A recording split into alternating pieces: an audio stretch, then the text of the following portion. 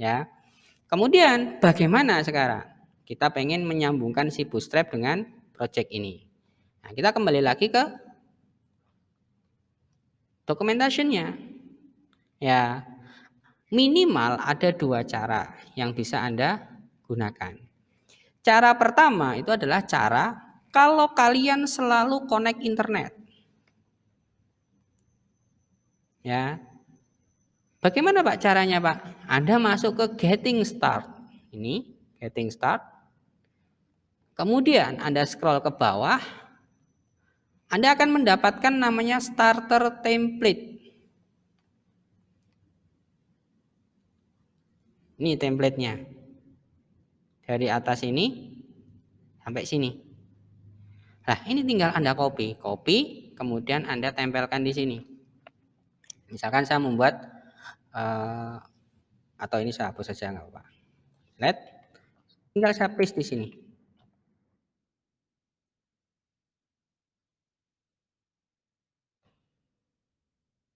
Ctrl S.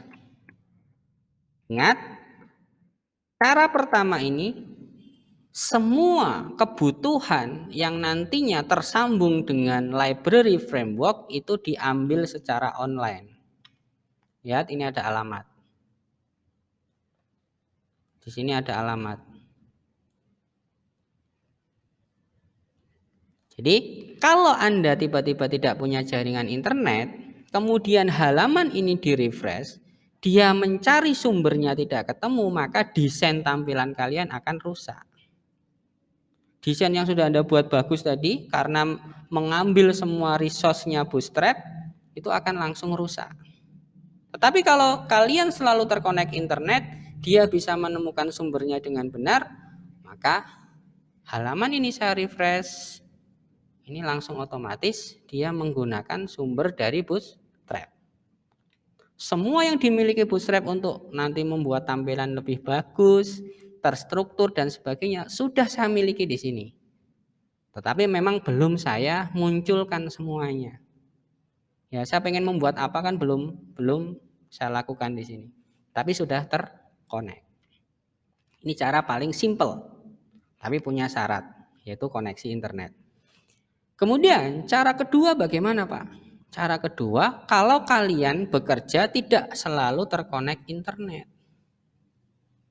maka alamat-alamat ini harus dibuat lokal. Lokal itu artinya apa? Artinya kalau saya butuh resource ini harus berada di dalam komputer saya sendiri. Tidak saya ngambil dari internet terus-menerus. Caranya bagaimana Pak? Caranya ya kita harus mendownload sumbernya dari si Bootstrap ini. Lewat mana Pak? Lewat menu download. Nah, lewat menu download. Jadi koneksi internetnya kemungkinan pada saat mendownload ini saja, dan kalau saya butuh untuk membaca tutorial. Selebihnya resource-nya sudah saya miliki secara offline. Sudah saya miliki di dalam komputer saya sendiri. Seperti itu. Nah, pada saat Anda masuk ke menu download ada 2 pilihan. Ya, download compiled CSS NJS, tombolnya ini, atau Anda mendownload source file, menunya ini. Kalau yang bawah ini contoh, kalau Anda pengen mendownload contoh-contoh. Nah, untuk sumber dari Bootstrap itu pilihannya antara ini dan ini. Bedanya apa Pak? Kalau saya menggunakan sumber yang atas, itu berarti sumber minimalis. Nanti yang di-download hanya file-file yang berhubungan tentang style dan file-file yang berhubungan tentang event atau kejadian, yaitu file CSS dan file JS. Sedangkan kalau Anda menggunakan yang ini, downloadnya, Anda akan mendapatkan semuanya. Ya. Terus pertimbangannya ambil yang atas atau yang bawah. Nah, kalau Anda pengen punya semuanya ya ambil yang ini, pengen ngambil yang penting saja berarti ambil yang atas. Biasanya kalau Pak Aris bagaimana? Kalau saya ngambil yang atas. Kenapa Pak? Ukuran filenya lebih kecil. Itu saya. Dan saya sisanya kan sudah hafal. Saya tidak perlu mendownload misalkan di sini semua contoh-contoh. Itu kalau Anda download yang ini itu kalian diberikan. Ya. Jadi nanti Anda bisa baca documentation dan sebagainya itu offline kalau download yang ini. Ya. Nah, sekarang saya akan pakai yang minimalis dulu. Saya download yang atas. Saya download. Cepat sekali kan? Hanya 714 kilobyte. Nah, filenya kecil sekali. Lah, kalau sudah berhasil di-download, kemudian saya buka, filenya saya buka, itu isinya ada folder, kemudian di dalamnya ada 2 folder lagi, dan ada isinya, seperti ini. Nah, kalau sudah seperti ini, cara berikutnya adalah silahkan diekstrak. Boleh pilih ini atau klik kanan, ekstrak file. Nah, arahkan kemana? Ke folder project tadi. Masukkan ke dalam folder project tadi. Ini, masukkan ke sini. Ya, oke. Maka kalau saya cek di dalam folder project, nanti akan ada folder ini. Lihat. Dan kalau saya masuki, berarti ada isinya CSS dan ada isinya JS. Inilah resource.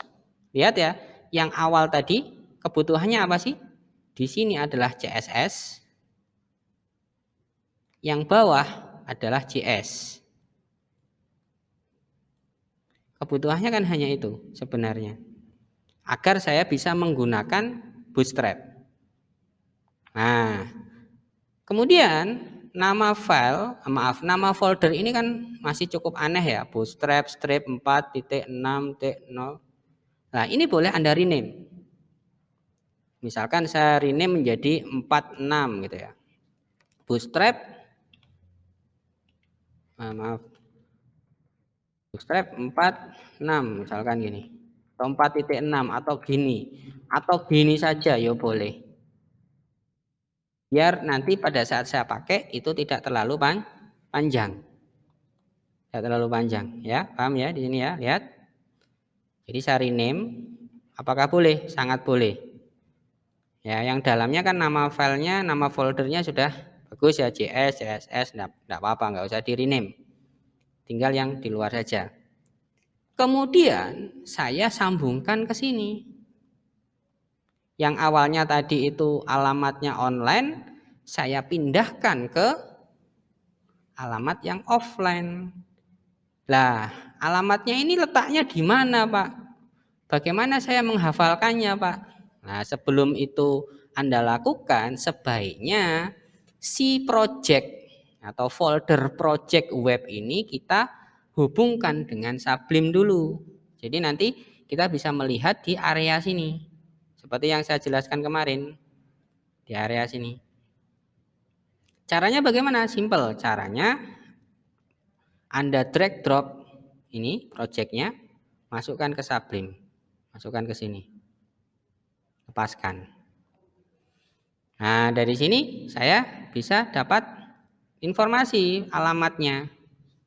Oh, kalau saya mau mengambil file namanya bootstrap.min.css, itu letaknya ada di dalam web sekolah, Bootstrap 4, CSS, baru ke sini. Bootstrap.min.css. Berarti alamat ini saya tinggal rubah. https:// ini saya hapus. Ya.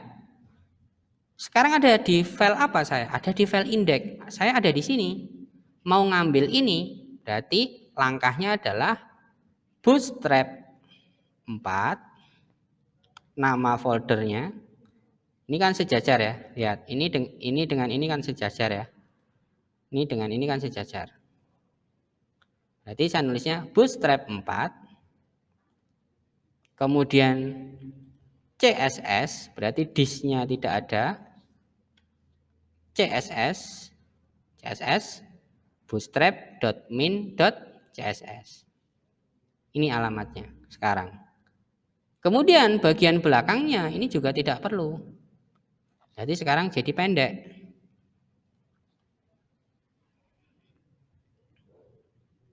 Ya, sampai titik ini saya harap tidak bingung. Bagaimana cara menjadikan resource CSS yang awalnya itu selalu diambil online, sekarang kita offline kan. Oke, pertama ini. Berikutnya dengan cara yang sama kita edit yang bawah. Ya, kita edit yang bawah. Yang bawah ini JS, berarti kita cari nanti di JS. Kita cari di sini. Apa yang sudah kita miliki? Dari semua yang saya miliki di sini, ternyata yang cocok itu hanya untuk yang kedua, yaitu yang ini. Misalkan bootstrap.bundle.min.js. Sedangkan kalau saya mencari yang ini, belum ada. Belum saya miliki di sini. Berarti yang saya miliki dulu itu yang saya set dulu ya, saya setting dulu ya. Caranya sama seperti men-setting si CSS tadi. Letaknya saya ada di indeks, saya mau mengambil ini. Berarti alamatnya saya sesuaikan. Ini adalah 4, bisnya tidak ada, bootstrap 4, JS, di dalam JS ada bootstrap.bundle.min.js. Itu baru alamatnya. Sisanya hapus. Dipendek. Ya, sisanya pendek. Nah, terus yang jQuery bagaimana, Pak? Yang jQuery kita download dulu. Cara downloadnya bagaimana, Pak? Alamat ini saya copy. Lihat ya langkahnya ya. Ini di copy. Kemudian saya buka browser. Saya paste. Enter alamatnya. Maka akan muncul isinya. Isi dari file namanya jQuery strip 3.5.1.slim.min.js. Ini isinya. Nah, kalau sudah muncul, ingat ini butuh jaringan internet, saya save, Ctrl S. Nah, pada saat saya save atau saya Ctrl S ini, saya arahkan ke lokasi tadi. Lokasinya samakan, bootstrap 4, JS, masukkan ke sini. Jadi saya simpan di lokasi folder yang sama dengan file-file JS yang lain. Seperti itu. Jadi ini saya save. Dah, maka kalau saya lihat di Sublime, ini akan muncul filenya. Berarti saya sudah punya resource-nya. Jadi file ini saya sudah miliki sekarang. Kalau sudah saya miliki, berarti sisanya saya sesuaikan saja alamatnya sama dengan yang tadi. Bisa copy, kemudian saya paste di sini. Yang lain hapus. Nah, berarti resource saya sekarang sudah saya setting secara lengkap. Dan halaman ini yaitu index.html sudah bisa menggunakan Bootstrap ya secara offline. Tidak harus online lagi. Kemudian yang ada macam-macam di bawah sini bagaimana, Pak? Ini boleh Anda buang. Nah, sebelum Anda buang atau Anda delete, ada beberapa pernyataan di sini. Ada settingan yang namanya option 1. Ya, ada settingan yang menggunakan option 2. Option 1 itu menghilangkan namanya file popper. Jadi di setting 1 ini tidak menggunakan file popper. File poppernya kemana, Pak? File poppernya sudah dibundle di sini. Atau sudah digabungkan di situ. Jadi sudah include popper. Nah, cara kedua itu poppernya tetap sendiri-sendiri, berdiri sendiri-sendiri. Jadi file jQuery-nya ada sendiri, file popper-nya ada sendiri, file bootstrap ada sendiri. Berarti nanti di sini ada 3. Nah, ini pilihan. Anda mau menggunakan option 1 boleh, Anda mau menggunakan option 2 juga boleh. Kalau Anda menggunakan option 1 berarti hanya membutuhkan 2 JS. Kalau Anda menggunakan option 2 membutuhkan 3 JS. Dan popper di sini belum saya miliki kalau menggunakan option 2. Ya kan? Saya belum punya file popper di sini. Maka file popper itu harus Anda download mandiri. Caranya sama dengan tadi. Alamat ini saya copy, saya bawa ke browser, saya paste di sini. Enter. Inilah file popper isinya. Nah, ini saya save, Ctrl S, masukkan ke lokasi ini tadi. Kalau mau menggunakan option 2. Ya, masukkan ke sini, maka saya sekarang punya file popper. Ini file poppernya. Ini file jQuery-nya. Ini dipanjangkan ke kanan ya, jadi kelihatan memanjang tidak ke bawah, tapi isinya sama saja. Nah, pada saat Anda pengen menggunakan option 2, berarti Anda memanggil 1 adalah jQuery strip 3.5.1 slim. Berarti yang ini. Yang kedua, Anda memanggil popper.min.js. Berarti ini. Yang ketiga, Anda memanggil bootstrap.min.js. Bukan bootstrap.bundle.min.js ya. Bukan itu. Berarti yang dipanggil yang mana? Yang ini. Nah, itu pilihan salah satu maksudnya. Jangan gunakan dua-duanya. Nah, kalau Anda sudah sepakat menggunakan yang option 1, maka keterangan ini biar tidak memenuhi ruangan, Anda boleh hapus. Karena tampilan yang seperti ini itu namanya komentar. Boleh Anda buang. Boleh Anda hapus. Ya. Seperti ini. Boleh Anda hapus. Ini perhatikan strukturnya ya, perhatikan strukturnya. Inilah struktur ya, script dari sebuah halaman HTML yang nantinya terhubung dengan framework Bootstrap. Ya, struktur dasar dari halaman HTML ini menggunakan versi HTML5. Ya, sudah otomatis menggunakan versi HTML5. Bukan yang HTML sebelumnya. Ya. Oke. Dari atas kita sudah diberikan tag HTML, tutupnya di sini. Kemudian ada tag head atau kepala, tutupnya di sini. Dan ada tag body, tutupnya di sini. Di dalam head itu ada meta. Meta ini biasanya dipakai untuk melakukan setting-setting atau pengendalian-pengendalian jendela. Contohnya misalkan jendela browser ini ukuran sekian, nanti deteksinya seperti apa, ukuran sekian, deteksinya seperti apa. Gitu. Itu menggunakan tag meta. Kemudian nanti browser ini akan menggunakan pembacaan simbolnya versi UTF berapa. Ya, jadi UTF itu standarisasi pembacaan karakter. Misalkan UTF versi 8 itu nanti karakter ABC bisa, karakter-karakter khusus bisa gitu kan. Seperti hashtag, kemudian @ kemudian underscore itu karakter-karakter standar itu bisa terbaca, kemudian lambang-lambang khusus itu bisa terbaca. Kemudian di bawahnya ini itu namanya adalah file style.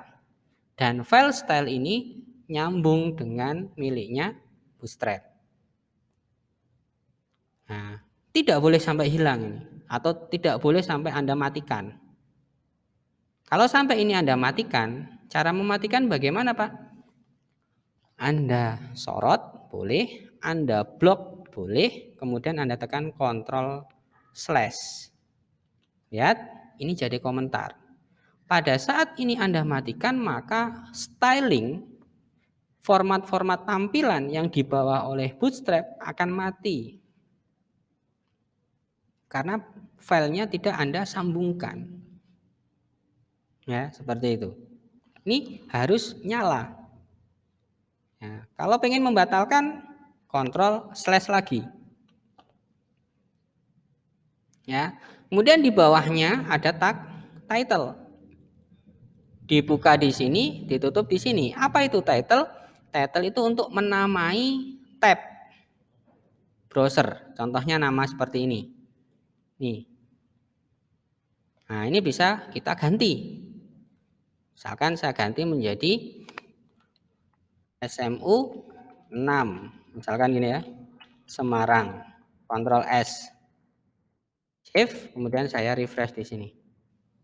Refresh, maka ini akan berubah namanya. Nantinya di bagian hit ini pun akan bisa kita sisipi perintah ya, script untuk merubah apa? Merubah icon ini. Merubah icon itu namanya favicon. Nanti di pertemuan berikutnya ya. Ini akan bisa kita ganti. Misalkan diganti dengan logo dari sekolahannya. Itu bisa kita ganti. Itu peletakannya semua berada di dalam hit. Karena urusannya dengan bagian atas dari browser. Ini ada di hit. Kemudian lokasi yang paling utama dari sebuah desain web adalah body. Di dalam body itu kita melakukan desain, semuanya desain.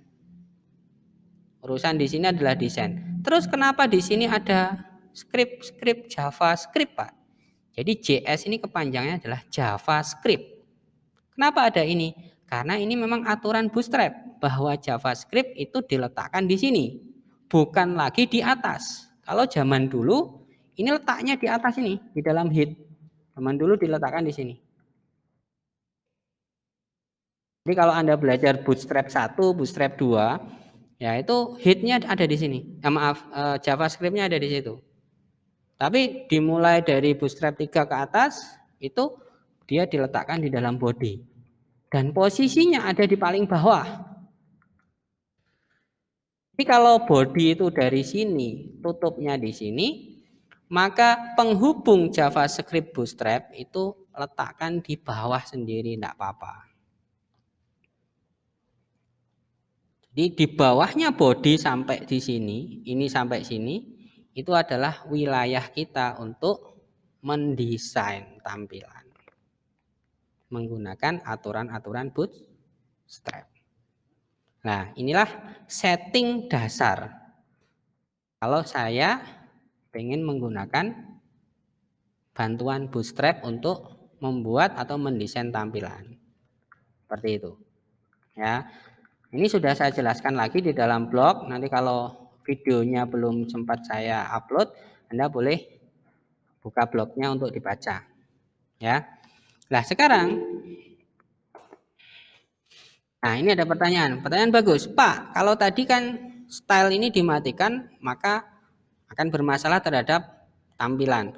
Bagaimana kalau script yang bawah ini yang saya matikan? Saya blok, Ctrl slash, kan mati, save. Apa yang terjadi? Yang terjadi event-event, bahasa Inggrisnya event, bahasa Indonesianya berarti kejadian. Itu akan ikut mati. Kejadian apa mati, Pak? Contohnya, misalkan nanti saya punya tombol. Tombol itu kalau saya dekati dengan mouse, warnanya akan kedip-kedip.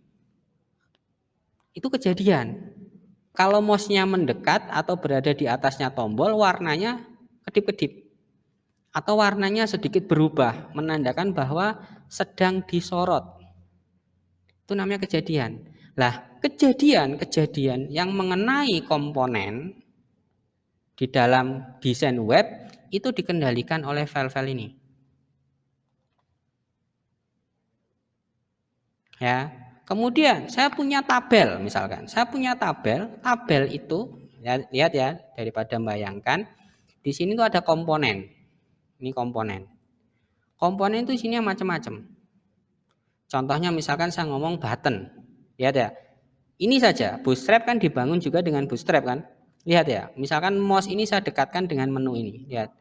Menunya kan seperti kedip-kedip. Ini kejadian. Coba mouse-nya tidak saya dekatkan ke situ, kan dia tidak kedip. Tapi kalau saya dekatkan gini, dia kedip. Kemudian ini kalau saya klik, dia bisa molor. Kalau saya lepaskan, dia bisa hilang lagi. Ini kejadian namanya, event. Kalau saya masuk ke button, saya dekati dengan mouse, ini kan seperti kedip. Ya, seperti kedip. Kalau saya tidak dekati mouse kan dia tidak kedip. Ini namanya kejadian atau event. Lah, event-event ini dikendalikan oleh file namanya JS atau maaf, file bertipe JS. Ada dua di sini yang dibutuhkan, yaitu file dasarnya namanya jQuery dan yang kedua adalah file JS buatan dari tim Bootstrap itu sendiri, yaitu bootstrap.bundle.min.js. Nah, filenya ini. Nih. Kalau kalian buka isinya seperti ini. Inilah yang disebut dengan min. File min itu adalah file yang isinya itu dibuat untuk tidak mudah dibaca. Di sini ada bootstrap tapi tidak ada minnya. Itu sama sebenarnya. Antara yang ada min dengan yang tidak ada minnya itu sama. CSS juga sama. Ada yang mengandung kata min, ada yang tidak mengandung kata min. Bootstrap.css. Di sini ada bootstrap.min. Ini kalau saya klik, Anda tidak mudah bacanya. Karena skripnya itu akan disusun manjang ke kanan. Kalau yang biasa, susunannya ke bawah. Jadi bedanya yang belakangnya ada min dengan yang tidak ada min itu hanya pada saat saya telusuri, saya baca, saya coba baca, yang min itu tidak mudah. Kenapa? Karena sudah dibuat memanjang ke kanan agar tidak gampang dipelajari, maksudnya gitu. Tapi Bootstrap juga baik hati dibawakan yang aslinya. Misalkan CSS ya ada bootstrap.css. Nih, Anda bisa pelajari di sini. Oh, perintahnya seperti ini, perintahnya seperti ini. Yang JS juga sama, ada bootstrap.min.js. Ini tulisannya ke kanan, ada yang biasa. Nah, tulisannya ke bawah. Seperti ini. Nah, bagi Anda yang nanti sudah bisa membaca file JavaScript, file CSS, ini bisa Anda pelajari. Oh, perintahnya seperti ini, perintahnya seperti ini. Nah, ini gunanya untuk mengatur kejadian. Jadi kalau ini dimatikan tampilan hilang, yang ini dimatikan kejadian hilang. Nantinya kalau kejadian hilang, contohnya saya punya tombol, saya klik diem aja dia. Saya dekati dengan mouse diem aja, tidak mau bergerak sama sekali. Nah, berarti kejadiannya mati. Seperti itu.